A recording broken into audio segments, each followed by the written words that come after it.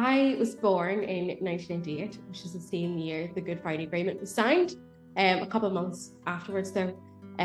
But because I was born in 1998 and the same year of the agreement, it makes me a peace baby. A peace baby is someone who was born the same year as the Good Friday Agreement. So anywhere from January to December of 1998. And it's thought that people of my age share a special relationship with the agreement because we share a birthday. So me and the agreement will both be 25 years old this year. Well, my parents were born at the tail end of the 60s. So their childhood actually, and right up until I was born, was defined by the Troubles.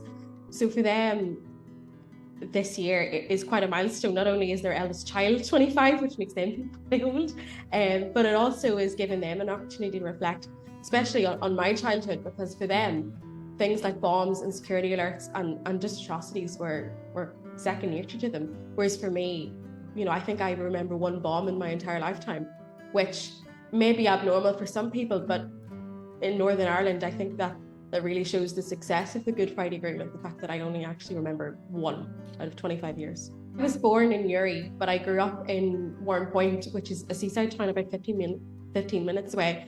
Warrenpoint in itself would be a nationalist community, but there wouldn't be a massive legacy of the Troubles, if you like, which is actually quite ironic because it was the site of the biggest single loss of British life during the Troubles. So for some people, Warrenpoint would actually quite have a negative connotation, but for me, growing up in Warrenpoint, I didn't really feel any of the legacy of the Troubles. Whereas by the time I went to school in Uri when I was 12, Uri is a city which unfortunately was very heavily impacted by the Troubles, and you can still see that through graffiti and flags and kind of everything that comes with Northern Ireland. But at the same time, Uri in itself was quite a success story. In my parents' lifetime, it was a hotspot for violence, whereas in my lifetime, it was a hotspot for cross-border trade. And I think when you tell people that you're from Newry now, that's usually what I hear about people coming up to Newry to do their shopping. So I think I've always grown up knowing about the Good Friday Agreement. And I know that sounds like a strange thing to say, but I think growing up, my dad especially made it very known to me that I shared, not my birthday, but I was born in the same year as something really transformative. So I always grew up with an appreciation of it. And growing up, I would have learned an awful lot about the peacemakers such as John Hume and David Trimble as well. And I remember being up in a pub in Donegal when I was about 9, and my dad pointed to what I just perceived to be an old man up at the bar drinking a pint of Guinness, and he said, "Your generation have an awful lot to thank that man for." Who is that? But it later turned out it was Seamus Mallon, one of the founding members of the SDLP and a peacemaker in his own right. So I think that anecdote just explained that I really did grow up with an appreciation of the agreement. When I think about John Hume in particular, I can't help but have a great deal of admiration for what he did. John himself was an ardent European who was deeply inspired by Europe, and I think it's something that maybe people don't appreciate is the influence of Europe and the European Union on the peace process in Northern Ireland. We often hear about an awful lot of other actors, but for John, the heart of the Good Friday Agreement and the heart of the modern Northern Irish institutions actually does lie in Europe. So I can't help but feel a great deal of gratitude for the sacrifice that he made and his determination to keep going, because we have to remember this was 30 years of violence, and it takes someone as daring and as bold as John Hume to think that you can even bring this to an end. My friends and I didn't really talk much about life before the Good Friday Agreement, really until this year, actually. It was never really a topic of conversation when I was a teenager. To be honest, I had more important priorities, such as when One Direction was going to release a new album. But I think this year especially, I've been having a lot of conversations with my friends coming up to this anniversary about how life has been so different for us. For example, I was talking to one of my friends who lives in South Armagh, which a lot of people would know is an area very heavily impacted by the Troubles. And she told me that she still has memories of the army being there, and she remembers the army leaving when she was maybe a toddler or a young child, whereas I absolutely have no memory of the army. So I suppose it's quite interesting hearing about how being a peace baby means different things to people in different areas of Northern Ireland. For example, I didn't really feel any impact of the Troubles as a child, whereas that would be arguably quite different for people growing up in maybe parts of Belfast or Derry or again South Armagh. So it's an interesting thing to reflect upon. So I grew up on the north-south border just outside of Newry, and for me as a child, the border was just second nature to me. So for example, whenever I step outside my front door, the first thing I see are the Cooley Mountains in County Louth. So to me, when people say, I live on the border, to be honest, I didn't really take any notice of it for an awful long time. Of course, I knew that whenever I went to Dundalk, for example, I was going to have to use euros, but like many other mummies in Northern Ireland, my mum had a euro purse, which I think was a joke in Derry Girls. I suppose the moment where living along the border really started to take significance was 2016, the year of the Brexit referendum. And having gone to school in Newry, which sits right on the border, this was something that we were all very aware of, very fearful of as well. Because while it is technically a border, communities living along that border, they ebb and flow between the two, and it's not a straight border either. And I think that's something that's really important. That border runs through people's living rooms and their kitchens. As a child, I had access to both O2 UK and O2 Ireland. So I remember 2016 being, quite frankly, really terrified of what was going to happen, not just economically because of the importance of the single market for my community, but also for the security of the Good Friday Agreement. Looking back, I think Brexit most definitely has opened a Pandora's box of issues for Northern Ireland. I think I could have told you that back then. Keep it in mind, I was only 17 when the Brexit vote happened. I was 3 months off turning 18, and it's something I think was an absolute travesty. People my age couldn't vote. But 7 years on, I hate the fact that I'm right. And I think it's the first time in my life that I hate the fact that I'm right. But well and truly, Brexit has threatened the Good Friday Agreement. It's threatened the institutions in Northern Ireland. Now, thankfully, I would say that our partners in Europe, here in Dublin and arguably still in London, have had the interests of my border community, if you like, at heart.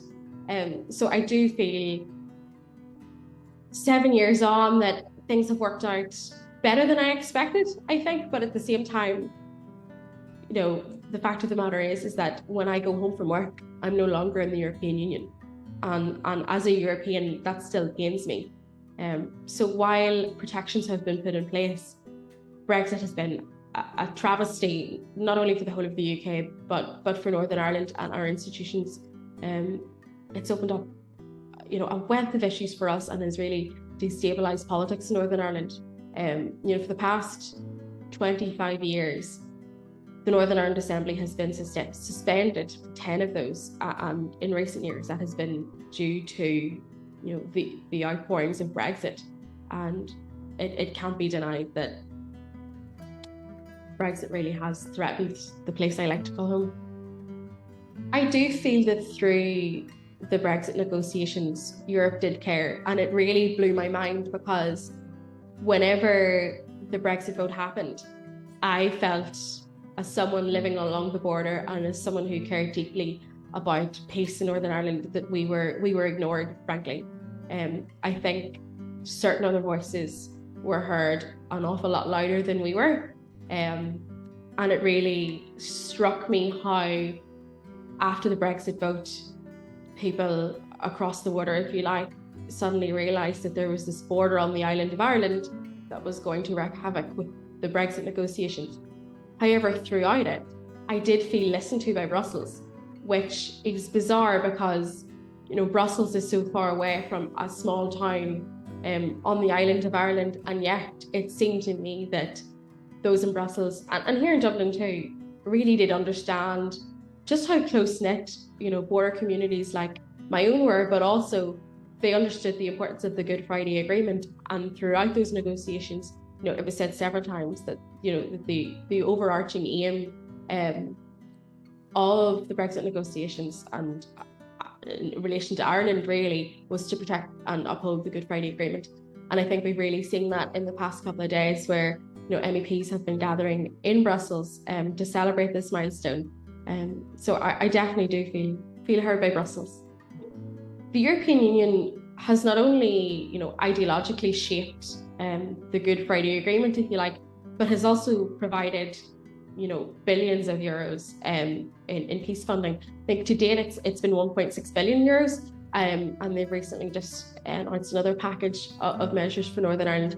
And how this has been spent has been along, in cross-border communities, not only in Northern Ireland, but in the border counties in the Republic of Ireland as well, and has funded much needed infrastructure as well. The example that I always like to draw is the road from Belfast to Dublin.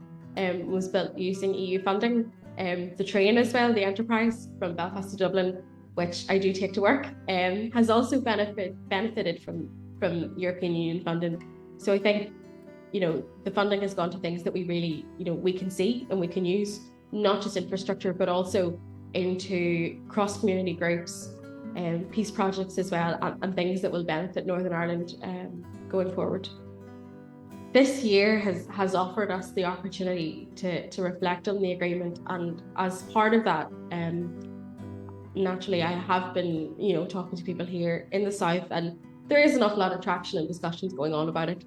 I would say, generally speaking, I think there's an appreciation for the agreement and an understanding of what it is, but I'm not sure that there's a complete understanding of Northern Ireland and what is going on there and what life is like to be from Northern Ireland.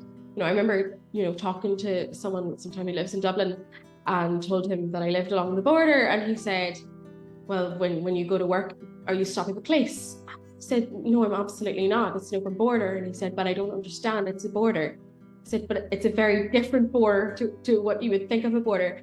And I understand that question, maybe coming from someone who lives outside of Ireland, but for someone from Dublin, I think that's quite alarming. I think people in Northern Ireland owe an awful lot to the four dairy girls, if you like, and the wee English fella for bringing the Good Friday Agreement back into public consciousness. It's a fantastic show. I'm a big fan of it. And to be honest, I'm really touched by how well the show has been received outside of Northern Ireland. It surprised me because there are a lot of jokes in it and storylines that are very specific to Northern Ireland, but I think that show, and Lisa McGee, to her credit, has done a fantastic job at educating people about what life was like in the North during the 90s.